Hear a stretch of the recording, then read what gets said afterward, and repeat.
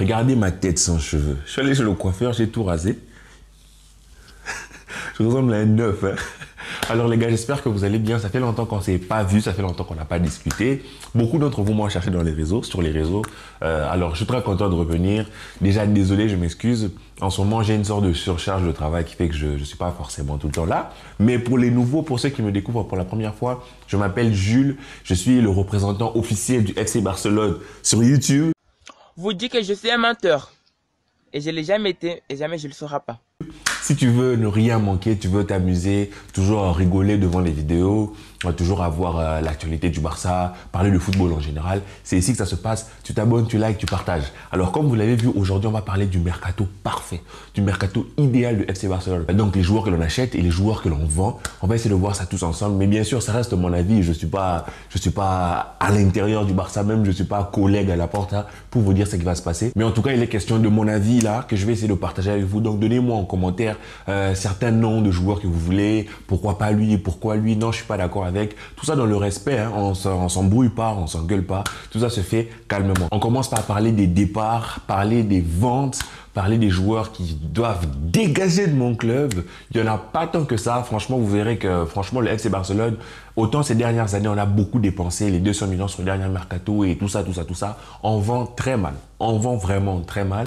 Et malheureusement, sur ce mercato, je ne vois pas comment on pourrait faire une exception. On voit ça juste après le légendaire. S'abonnez-vous. Et quand on dit s'abonnez-vous, il faut s'abonner, les gars. S'abonnez-vous.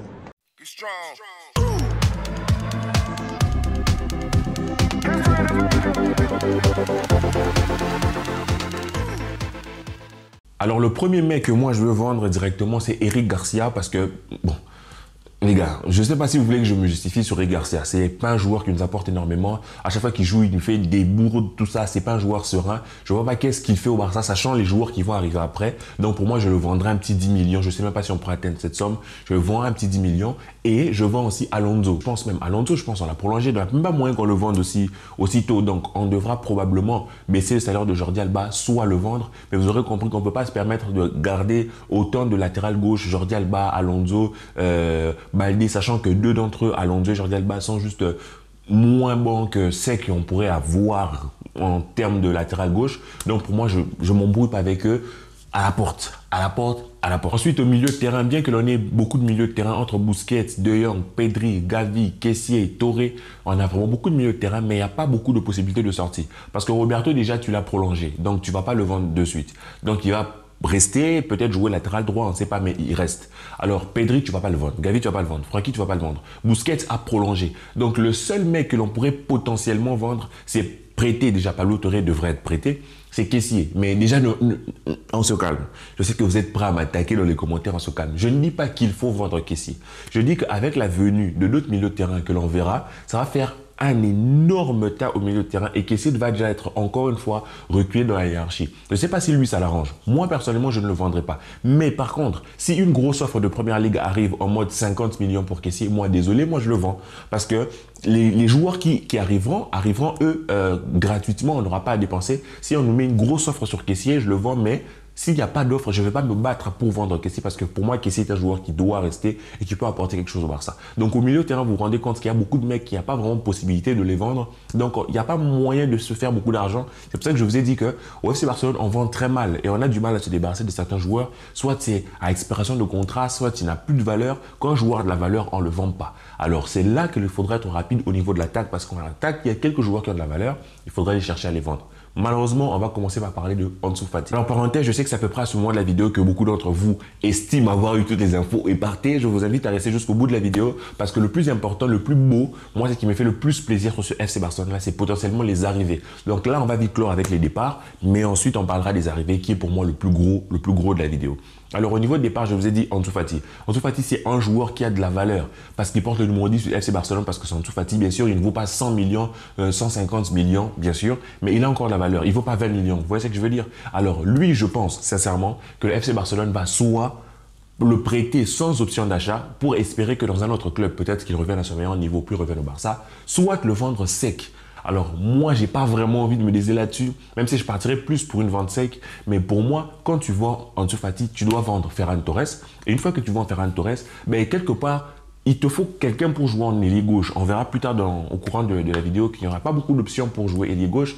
Donc, ça sera soit l'un, soit l'autre. Je ne sais pas si le Barça va vendre les deux, mais pour moi, dans la hiérarchie des joueurs qui seront à vendre, ça sera vraiment, je pense, on va commencer d'abord par Ferran Torres avant de toucher Ansu Fati parce qu'il a ce côté un peu chouchouté. Donc, je ne sais pas si c'est lui que l'on va présenter d'abord comme vente, mais je suis sûr qu'il aura des offres de première ligue. S'il y a une offre de 50, 60 millions, voire 70 millions, alors moi, désolé en dessous, merci pour tout, tu nous auras le numéro 10 et il partira tout simplement. Le numéro 10 qui reviendra à...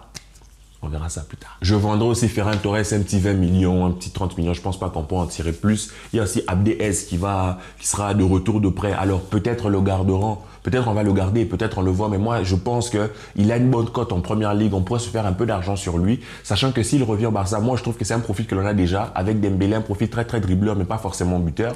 Alors, s'il reste au Barça, tant mieux. Mais s'il y a une très bonne offre en première ligue, je le vends. Donc pour moi, les joueurs du FC Barcelone ne vont pas être des joueurs à brader. Mais s'il y a des bonnes offres, il y a certains joueurs, s'il y a des bonnes offres, ils doivent partir, ils peuvent partir, mais c'est pas des joueurs à brader. Je pense qu'Essi, il faut pas le brader. Je pense Abdé, il faut pas le brader. Je pense même Ansu Fati, il faut pas le brader.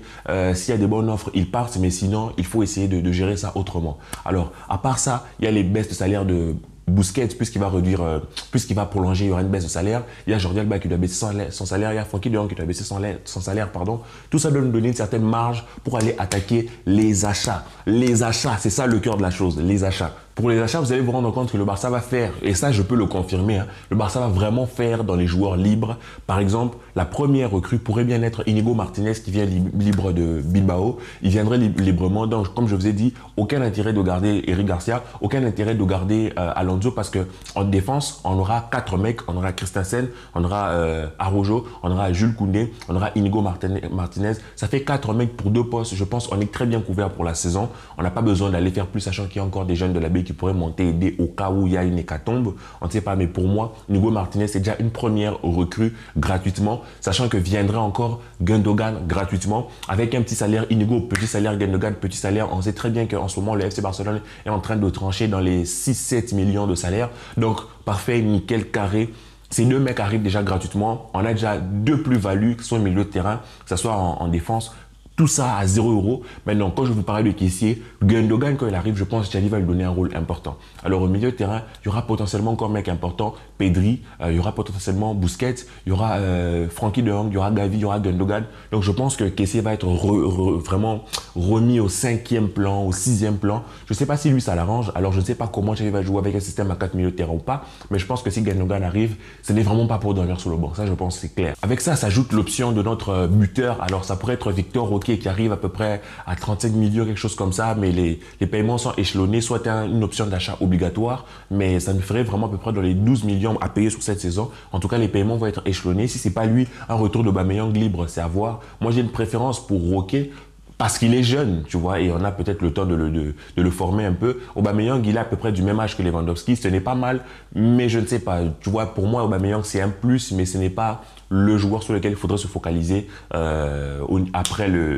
lorsqu'on voudra chercher un 9 remplaçant. Mais si on peut le prendre, moi, je ne dirais pas non. Avoir Aubameyang, Lewandowski, Roquet en attaque, ça nous fait toujours beaucoup de marge de manœuvre, sachant que cette année, lorsqu'on a perdu Lewandowski, on s'est retrouvé complètement nu. Vous voyez ce que je veux dire? Donc, pour moi, on est déjà couvert quelque part. Sachant qu'en plus de ça, il y a un poste très important au FC Barcelone qui n'est pas pourvu en ce moment. C'est le poste de latéral droit. On fait jouer Jules Koundé, Araujo, tout ça. Mais on pourrait vraiment casser la tirelire, aller chercher Joao Cancelo.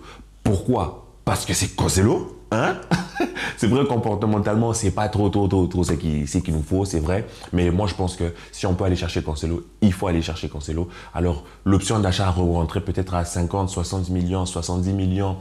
On va discuter avec City, on va trouver un arrangement peut-être à payer sur la saison prochaine, on verra. Mais s'il n'y a pas possibilité d'aller le chercher, il y a une rumeur Vanderson qui est à Monaco, qui reviendrait peut-être à 20 millions. Mais vous comprendrez que pour moi, c'est un poste plus que capital. On a le choix entre une option d'achat de Cancelo qui nous ferait vraiment passer un step-up vraiment en termes de latéral. On passe un cran au-dessus. Ou ce Vanderson là qui reste aussi un joueur à confirmer, tu vois. C'est pas un joueur qui arrive et c'est une valeur sûre.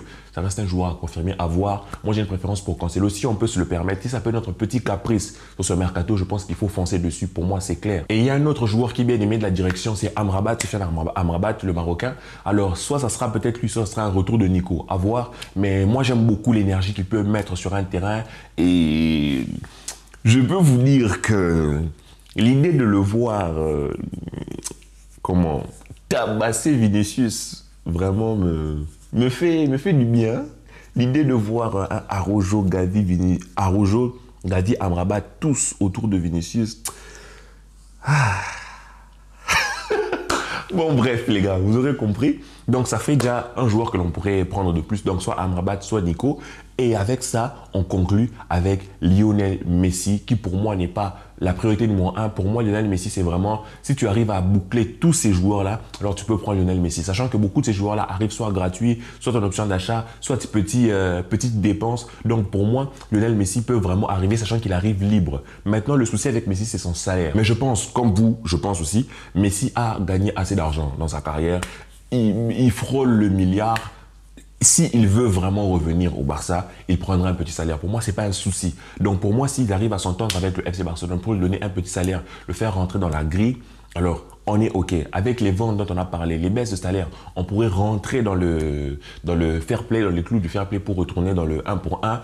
On est déjà OK avec ça. Et avec tous ces joueurs qui arrivent libres, on ne dépense rien. Au contraire, on essaie de gérer au niveau de leur salaire. Et tous les joueurs que je vous ai cités sont potentiellement des joueurs à petit salaire. Peut-être Cancelo, c'est un mec à caprice. Mais arrivé au Barça, l'institution du Barça, si on arrive à gérer les choses, je pense on peut lui imposer un petit salaire. Et ça ferait une très belle grille salariale où il n'y aurait pas un joueur qui a 40 millions et le deuxième en a 10 quoi. Tout serait autour d'un maximum de 8-9 millions. Et ce serait déjà super carré. Pour moi, ce mercato serait vraiment le mercato idéal, le mercato, on va dire, parfait de ce Barça-là. Et en plus de ça, on remarque, c'est vrai, qu'on a une très très grosse carence au poste de ailier gauche, tout simplement, parce que si on dit on vend Ferran en dessous, même si on les garde, en fait, poste d'ailier gauche, c'est mort, il n'y a rien. Alors peut-être Xavi va penser à un autre système pour pouvoir y inclure Dembélé à gauche, soit Abdé va rester pour jouer à gauche, soit on aura un autre système où Balde devrait jouer beaucoup plus haut avec une défense à 3. Mais vous comprendrez que si le FC Barcelone n'a pas encore de vue sur un ailier gauche, je pense que Xavi a un autre plan de système pour ces joueurs-là. Soit fait encore confiance à nos ailiers gauches, moi je ne leur fais plus, voire plus du tout confiance. Alors c'est à voir. Dites-moi en commentaire si vous pensez à un joueur en particulier. Dites-moi en commentaire si vous avez une préférence pour un joueur en particulier. Et j'essaierai de répondre à vos commentaires comme d'habitude. J'espère que cette vidéo vous aura plu. J'espère que je vous ai manqué quand vous m'avez manqué. On se retrouve un peu plus tard pour la suite de Jules en parle. Peace.